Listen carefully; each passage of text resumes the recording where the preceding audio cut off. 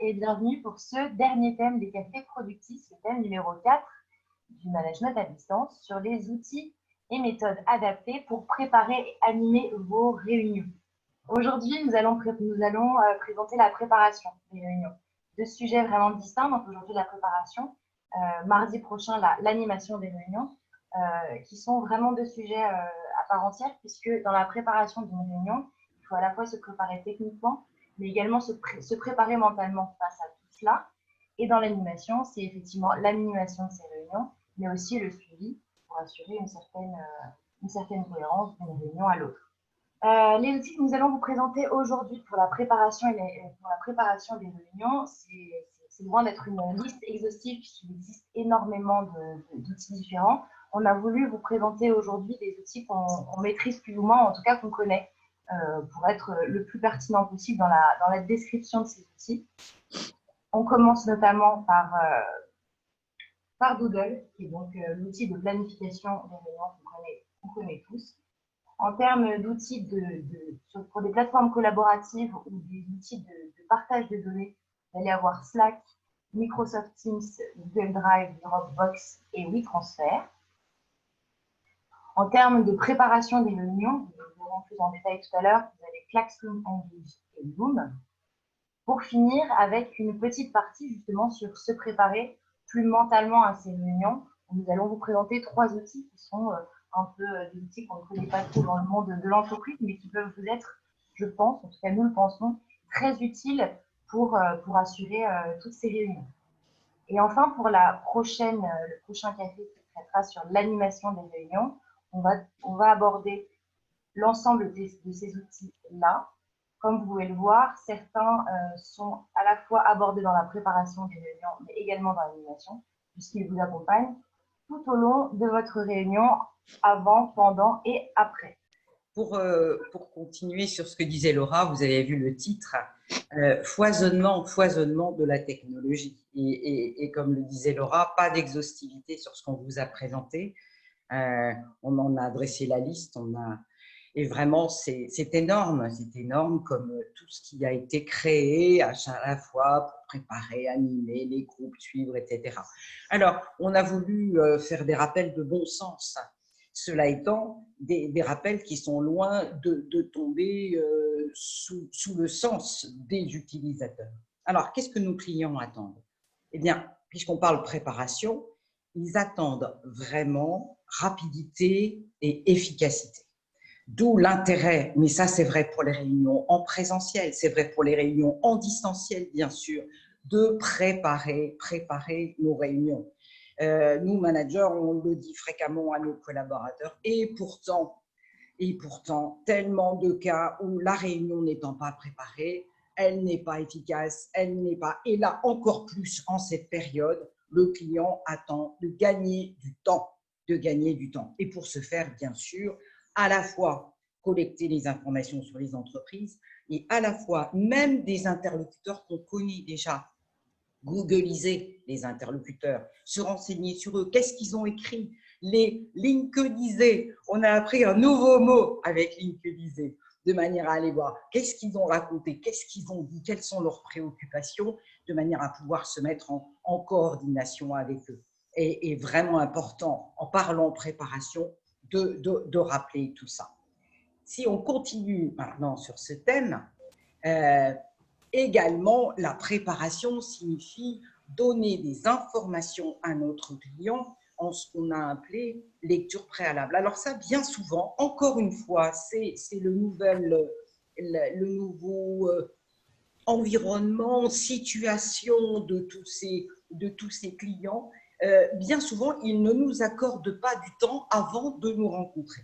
Et dans ce cadre, il y a un outil que nous aimons beaucoup, que Laura vous a présenté tout à l'heure, qui s'appelle Loom, et qui permet de pouvoir non seulement envoyer des documents en lecture préalable, mais commenter ces documents qu'on envoie. Alors, le son ne va pas être extraordinaire, simplement, on vous propose de le découvrir au travers d'une intervention de Frédéric.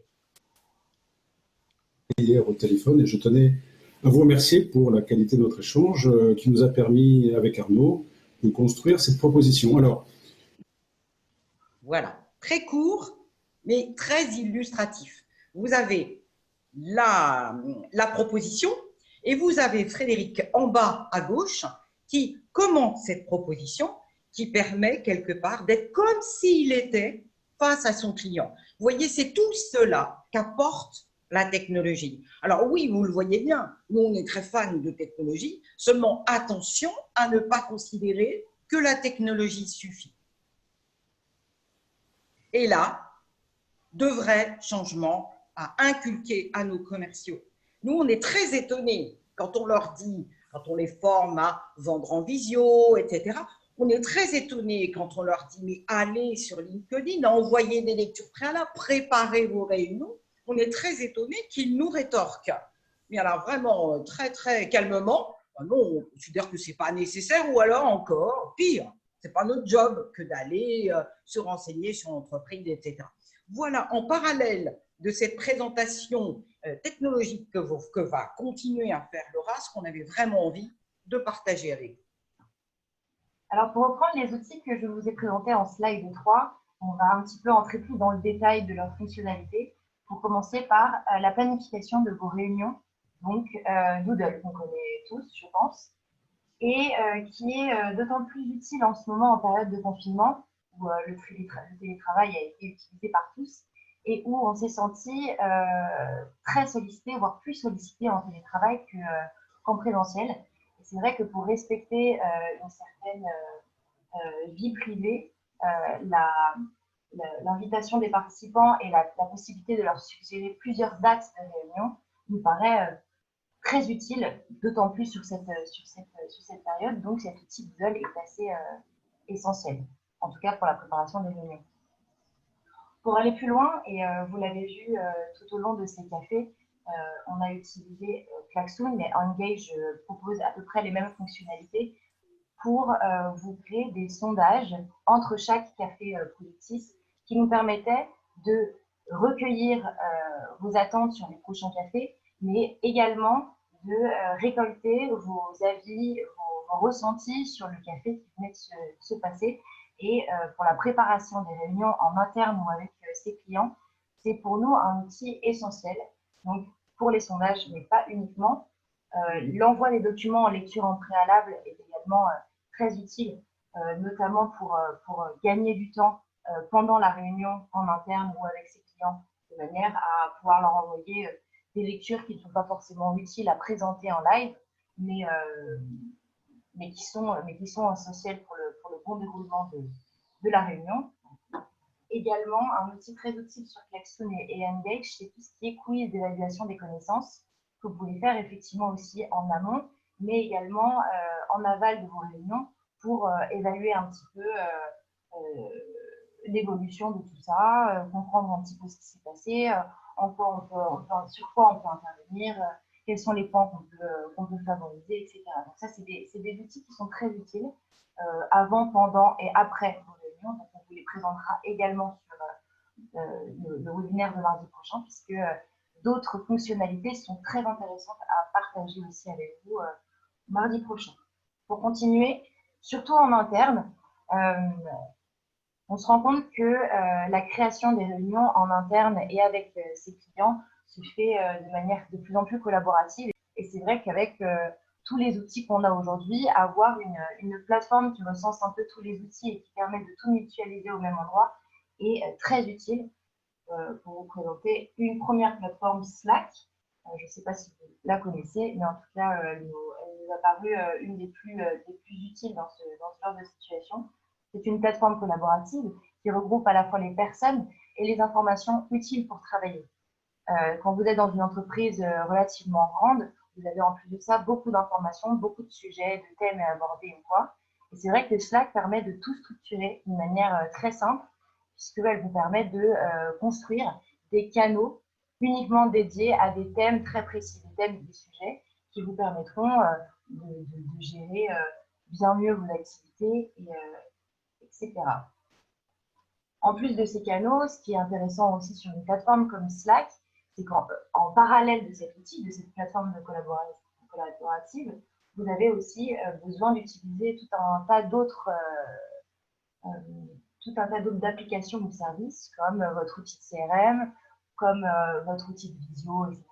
Et ce qui est intéressant sur une plateforme comme Slack, c'est que vous pouvez tout intégrer au même endroit, donc sur la plateforme, ce qui vous permet de ne pas vous perdre un petit peu dans tout ça et de pouvoir, par exemple, partir en télétravail avec la tête légère, sachant que tout est mutualisé au même endroit et que vous n'avez pas à vous soucier du reste. Dans la même veine, vous avez également Microsoft Teams qui, en plus d'une plateforme collaborative, est également une plateforme de visio. Donc, elle est peut-être un peu moins complète que la plateforme Slack, mais elle regroupe un certain nombre d'éléments qui sont très utiles aussi pour une bonne compréhension des réunions et pour bien structurer tout ça. Donc, comme c'est une plateforme visio, on vous la présentera également mardi prochain puisque elle permet également l'animation des réunions. Et pour la préparation, tout comme Slack, elle peut être très utile. Google Drive, donc, qui est comme WeTransfer ou Dropbox, un outil de stockage et de partage de fichiers. C'est vrai que c'est très utile aujourd'hui d'avoir un outil comme celui-ci, puisque pour des documents comme Word, vous avez notamment le Google Docs qui vous permet de partager un seul et unique document et d'éviter les allers-retours qui vous permettent de ne plus savoir qui a réagi sur quoi, qui a la dernière version, etc. Donc c'est très utile d'avoir Google Drive, ou en tout cas de travailler avec en équipe pour préparer vos réunions. Tout comme le Google Sheets qui vous permet de travailler sur les documents Excel. Et enfin, le Google Slide qui vous permet de travailler sur PowerPoint et en tout cas de gagner vraiment beaucoup de temps pour la préparation de vos réunions en interne ou avec vos clients. Alors, comme on vous le disait tout à l'heure, oui, préparer, on a vu l'importance du fond, l'importance de préparer tout ce qu'on va partager avec le client, avec le collaborateur. On a vu qu'il y avait beaucoup d'outils qui permettaient de faciliter tout cela avec des outils qui peuvent être concurrents entre eux, mais néanmoins, comme on l'échangeait avec Jean-Pierre, très complémentaires, hein, notamment entre Zoom et Teams, c'est des choses un petit peu différentes et Laura y reviendra. Mais c'est bien de préparer pour nos clients, mais en cette période si particulière, on a eu envie avec Laura de se poser aussi et de se dire, mais oui, mais nous, comment on va? Nous, on n'arrête pas de se dire, mais prenez soin de vous, faites attention à vous, mais que fait la technologie pour nous? Et voilà, mais c'est la séquence qu'on vous propose maintenant, avec un rappel qui est que, si vous vous souvenez d'OpinionWay, on a plus de 50% des collaborateurs ou des gens qui travaillent qui sont en télétravail et qui ne peuvent pas s'isoler dans la journée pour travailler. Ce que nous vous proposons maintenant, c'est effectivement la technologie, toujours de la technologie, mais au service d'une préparation mentale et un service d'efficacité en télétravail. Voilà, je te repasse la parole, Laura. Merci. Alors effectivement, je pense que d'un point de vue technique, purement technique, il y a certaines astuces que je pense qu'on connaît tous, mais qui est, je pense aussi, utile à rappeler au cas où, naturellement. Rapprochez-vous de votre box Internet, puisque plus vous êtes proche, meilleure votre connexion sera. Bien. Évitez, si possible, de saturer votre connexion, en connectant notamment d'autres devices en parallèle du vôtre. Par exemple, certaines applications ou services consomment beaucoup plus que d'autres, comme des assistants vocaux, des consoles aussi, si vous avez des enfants qui jouent à la Play ou quoi. Peut-être éviter de les mettre en Wi-Fi pendant que vous êtes en pleine réunion, parce que ça peut peut-être jouer sur la qualité de votre connexion. Mais on a voulu aller un petit peu plus loin, comme l'a dit Christine, pour la préparation mentale. C'est vrai que pendant cette période de télétravail, on s'est rendu compte que beaucoup de personnes n'étaient pas vraiment en situation pour se mettre, pour s'isoler, pour se détendre, pour se préparer mentalement à une réunion, que ce soit une réunion en interne ou une réunion avec ses clients. Et on a essayé de trouver des outils qui d'une autre manière peut permettre de s'isoler un petit peu avant, une dizaine de minutes avant la réunion, et de se plonger dans un environnement reposant pour être plus disponible mentalement. On pense que c'est vraiment important, même une dizaine de minutes avant la réunion, de se focus un peu sur soi, sur ce qu'on ressent pour pouvoir ensuite être beaucoup plus disponible pour la suite. Un premier outil qu'on a voulu vous présenter, c'est un outil qui s'appelle Noisely, qui est un outil numérique, un lieu numérique pour se concentrer. Il regroupe en fait un certain nombre d'environnements sonores, des environnements naturels comme des oiseaux, comme le bruit d'une vague sur la plage ou quoi.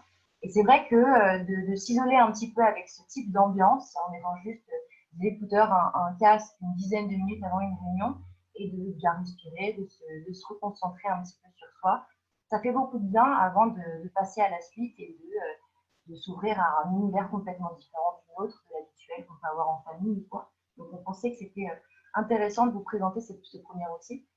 Et deux autres outils qu'on voudrait vous présenter également, puisqu'il y en a énormément d'autres, et en ce moment, d'autant plus en ce moment, puisque beaucoup cherchent à progresser un petit peu dans ces domaines, surtout en cette période de télétravail et de stress un peu intense.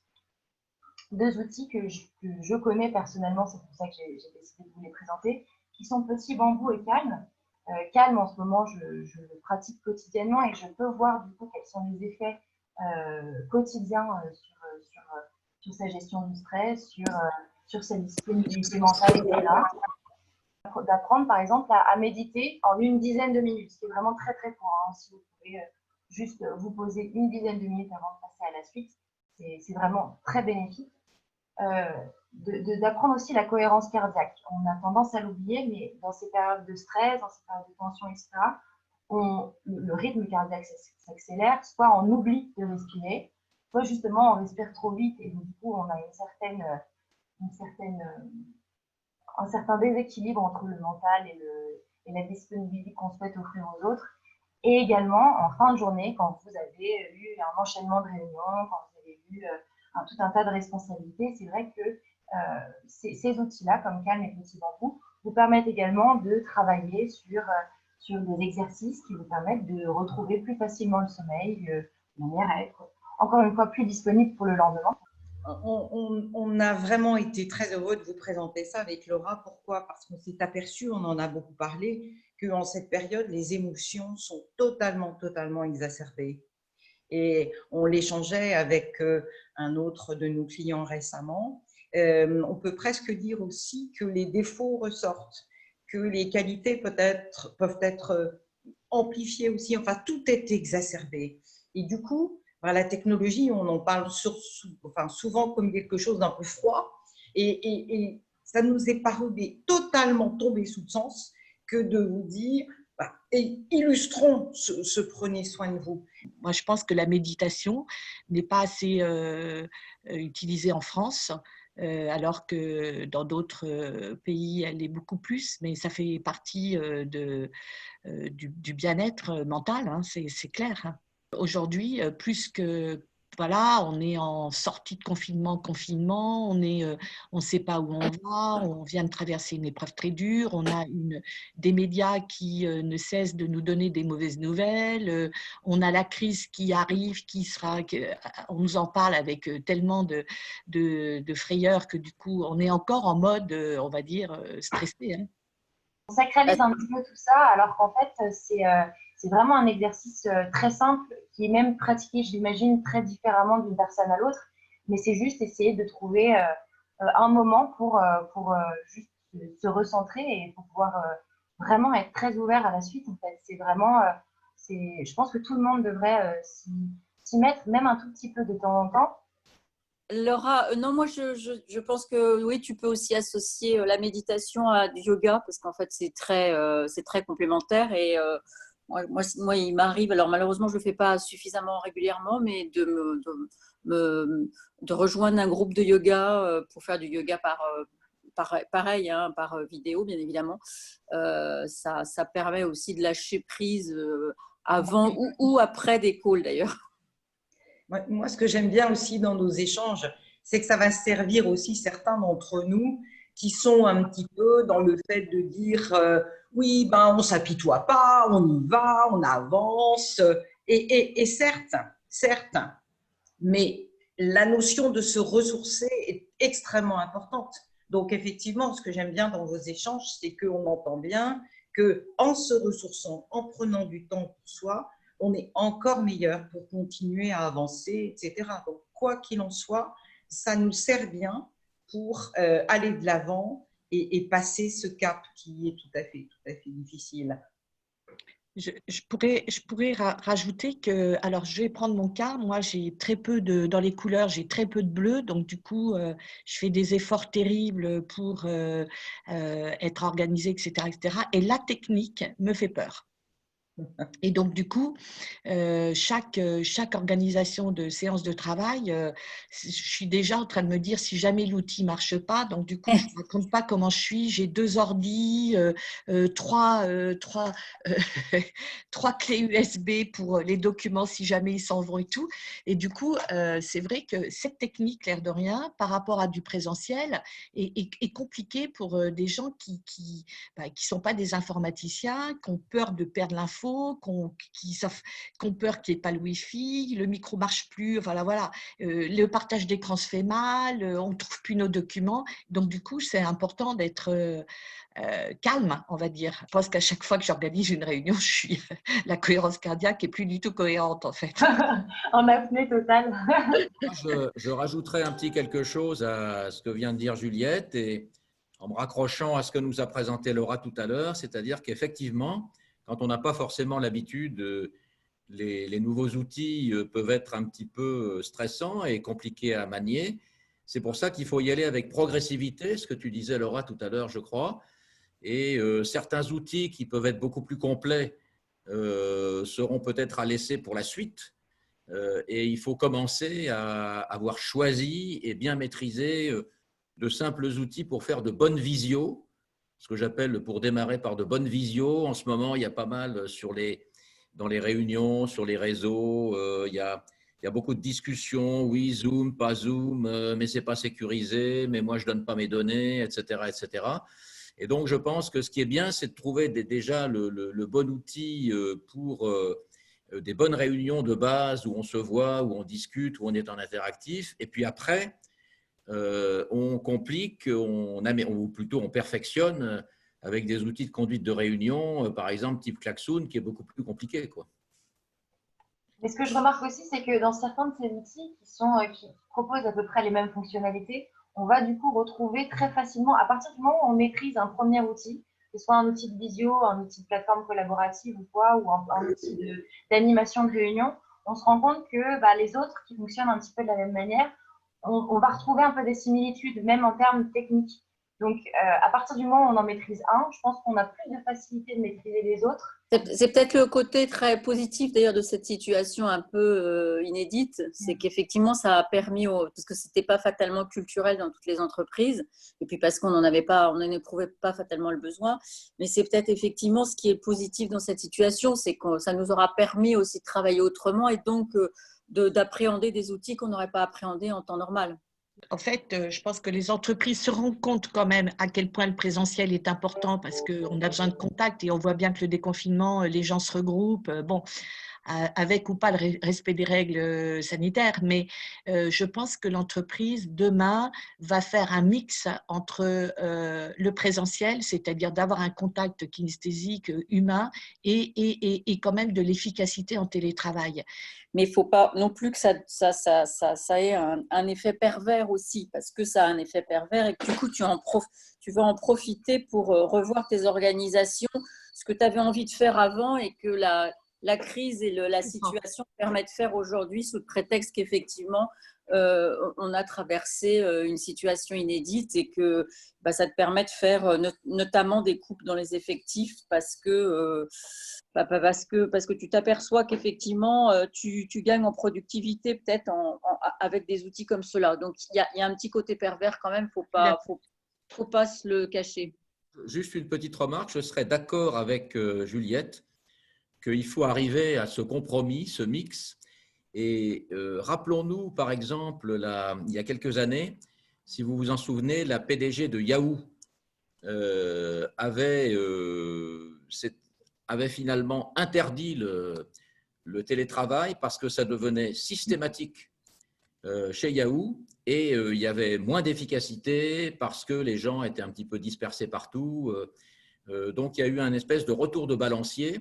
Et Yahoo avait connu, même si après Yahoo a eu des vicissitudes, mais Yahoo avait connu cette généralisation du distanciel qui avait été carrément interdite par la PDG parce que ça n'arrivait plus à gérer son entreprise correctement. Donc, il faut le mix, je pense. Si on entend tout ce que vous dites pour faire le lien, est-ce qu'on ne peut pas dire que nous, on a un de nos clients notamment qui déplore énormément le fait que les liens se distendent avec cette situation. On en a beaucoup parlé. Et ça repointe sur le rôle du manager pour avoir un bon équilibre entre le fait de effectivement travailler pour toutes les raisons que vous venez de dire en télétravail et garder surtout ces liens. Ça a été complètement le fil rouge, hein, si on regarde de tous nos Bien et on en est content, avec son rôle clé pour garder ces liens malgré tout ce qui est en train de se passer. Oui, puis en développant un lien différent, parce qu'en fait, comme les gens sont dans leur univers personnel, je pense que tu as une relation, même à distance et même avec les outils qu'on évoque, je pense que tu as à la fois peut-être moins de liens physiques, mais en revanche, ça a développé un autre état d'esprit et une autre relation avec tes collaborateurs. Ouais. Oui, ça c'est juste, c'est vrai. C'est vrai. Super. On va finir parce que je vois que l'heure tourne bien comme il faut. Donc, effectivement, donc le dernier thème du Café Productif. On a vu aujourd'hui la préparation des réunions et nous verrons mardi prochain l'animation et le suivi des réunions avec vos collaborateurs et vos clients. Merci Laura. Merci Laura. Vous Merci, aussi. merci, merci aussi pour ces Bon week-end. Merci à vous.